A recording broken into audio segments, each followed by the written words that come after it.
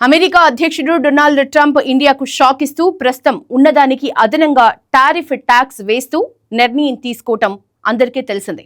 తాజాగా ఇప్పటికే ఉన్న 25% టారిఫ్ ట్యాక్స్ తో పాటు మరో 25% అదనపు టారిఫ్ ట్యాక్స్ విధిస్తూ ఎగ్జిక్యూటివ్ ఫైల్ పై అమెరికా అధ్యక్షుడు డొనాల్డ్ ట్రంప్ సంతకం చేశారు.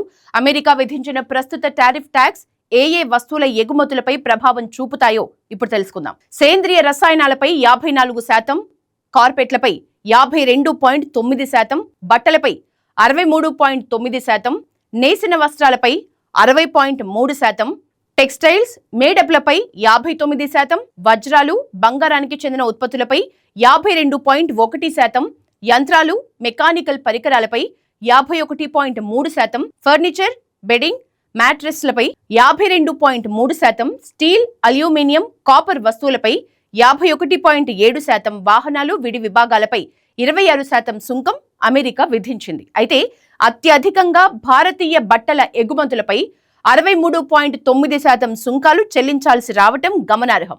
పెట్రోలియం ఉత్పత్తులపై 6.9% మాత్రమే అమెరికా సుంకాలు విధించింది. తాజాగా పెంచిన సుంకాలు భారతదేశపు ఎగుమతుల ఆదాయ వనరులపై ఎక్కువ ప్రభావం చూపనున్నట్లు నిపుణులు చెబుతున్నారు.